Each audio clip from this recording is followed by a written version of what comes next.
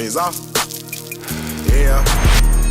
Yes guys, welcome back to another video on the channel, and today I'm going to go over just one quick slide for you lot, and then we're going to get straight into a trade breakdown of one of the massive trades we took last week all the way to final TP. It was a lovely textbook trade indeed, and this week we secured 160.5 handles on the week, so it's a strong week, you know. Like, it's not like our biggest week, you know. For you lot who's seen us trading during the winter months, you already know that we secure 300 plus handle weeks consistently week in and week out, but obviously through the sun months, and we are coming up towards the winter months now, and the price action is getting a lot cleaner, and I'm very much liking the price action at the moment. It's getting a lot better. The past month prior to the one we're trading now, the month of June was a pretty slow month for us. However, July has started to pick up. Now we're trading the September contract. It's definitely getting a lot cleaner price action. So let's get into the first slide. So first of all, we're going to be going over time frames. It's a highly requested slide, and you lot are asking me what time frames should I mark out buy side and sell side liquidity and do my majority of my analysis prior to the New York session. So you want to get on the charts around 8:30 to 9 o'clock New York local time, and you want to mark out the key highs and lows of major buy side and sell side liquidity, marking out if you got any equal highs, or you got London highs, London lows, Asia highs, Asia lows. You want to mark that out on your chart using the 15-minute to 1 hour time frame. As long as you can see the whole chart. Some people, you're going to be trading on laptops, so you want to be on the 1 hour chart because it's a smaller screen, but if you got a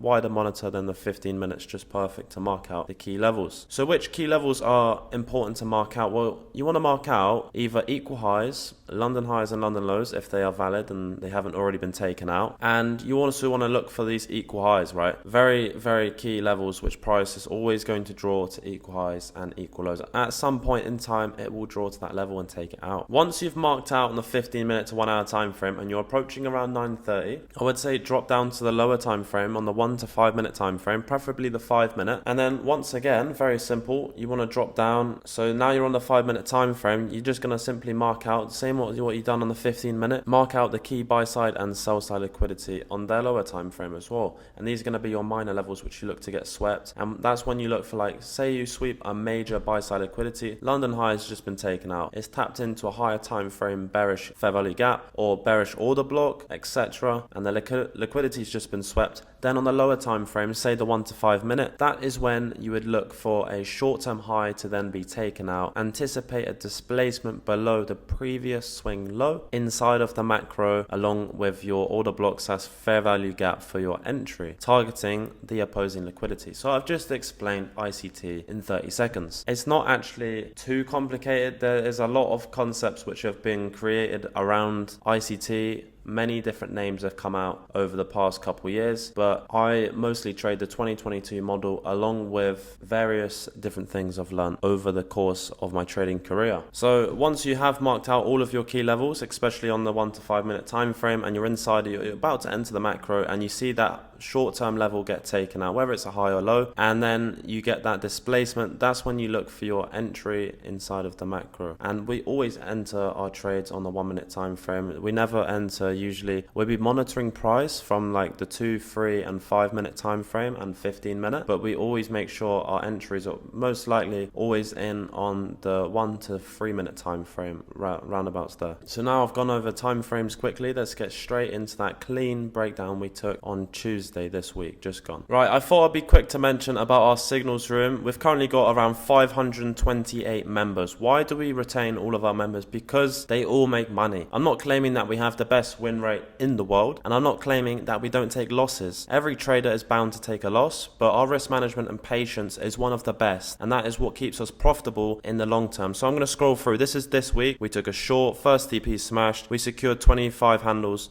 or 23 handles on Monday. Tuesday we came in and we caught a very, very nice short indeed. First, second and final TP smashed. 105.75 handles gain. That's the trade breakdown we're about to go over in a second. And then on Wednesday we ended up taking a loss of 14.5 handles, which is not an issue at all. It's only a very small loss and we managed our risk. Then on Thursday we took a short and we got first TP and taken out for around 25 handles. Friday during the AM session we then took a short. We took a loss on this trade, which was minus 25 handles. Therefore we then, as I said, if you take a loss you can take a look at the next macro. The next macro of the 1050 was very poor and it didn't offer any clean subs. However, during the PM session we caught a lovely trade. First TP TP and second TP smash, securing around 46 handles. So we was in profit on the day. On Friday, I made around 25k. So it was a very good day indeed and a very nice week. And that's the breakdown there at the end. We secured 160.5 handles on the week. I will leave all of the links for both our free group and our signals room in the description below. Not only do you get access to our VIP room, which is our signals room, you get access to our chat so you can speak among members who are currently in the group, ask them questions. There's some very knowledgeable people in there, and I also do reply to a couple messages which drop in there as well. So that's that, and I will leave the links in the description for that, for our free group, and if you want to join our VIP room too. Okay, so getting straight into this breakdown, this is the trade we took on Tuesday the 16th of July this week. It was a very clean trade indeed. So getting straight into it, we're on the 15-minute time frame, and we want to mark out the previous major highs and lows and look for any equal highs like this level here. So we're going to mark out the key levels of sell side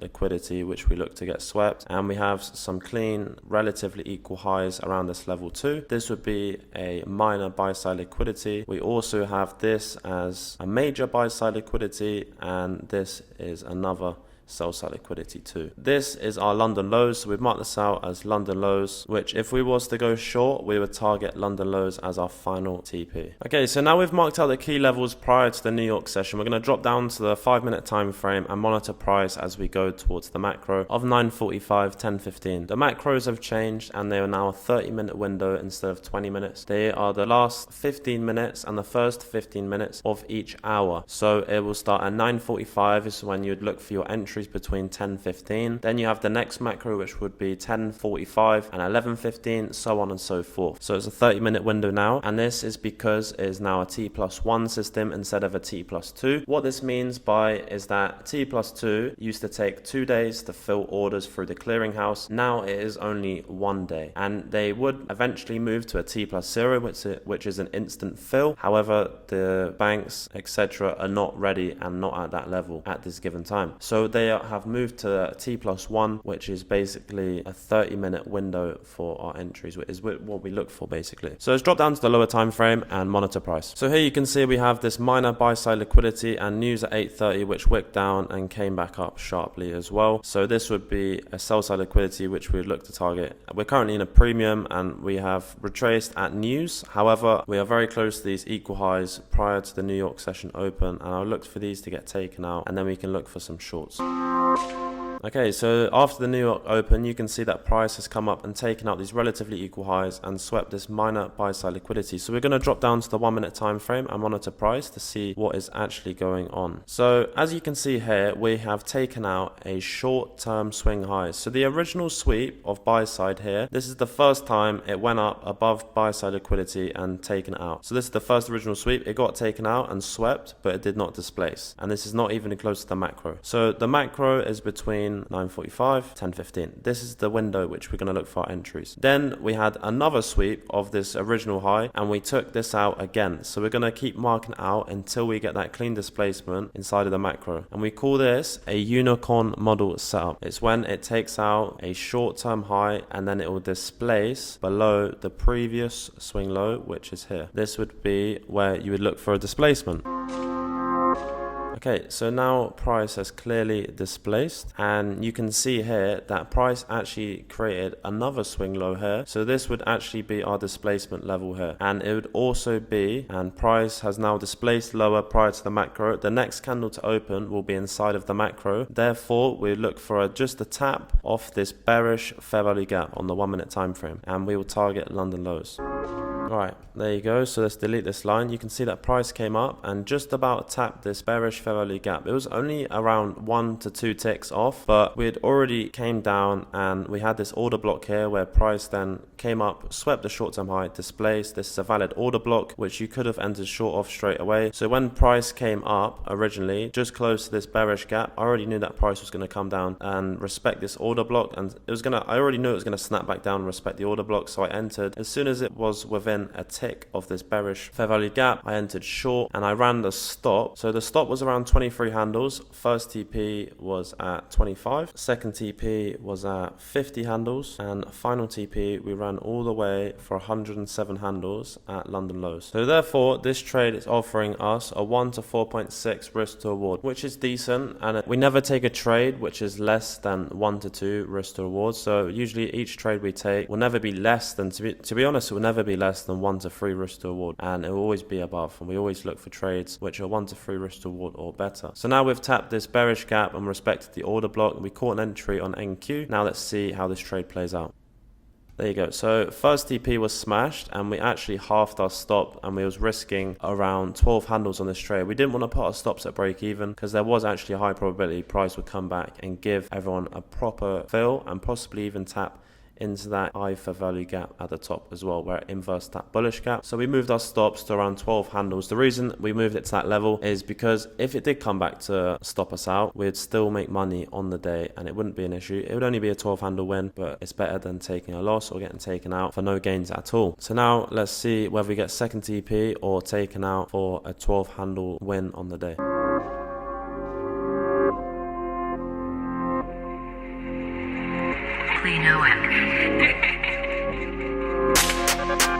There you go. So second TP got smashed, and at that point we officially said our stops are now at break even. We didn't move it to the previous swing high because it's a high probability that price will come up, take out this previous swing high, and then move to final TP, because you'll find that price will always want to generate more liquidity before it continues in the same direction. Therefore, anyone who trailed their stops to this previous swing high most likely will get taken out and continue on in that direction. I know in this case I don't think it did come back and take out the previous swing high, but usually 80% of the time it will. So you always at second TP trail your stop 2 swing highs behind, or just leave it at break even.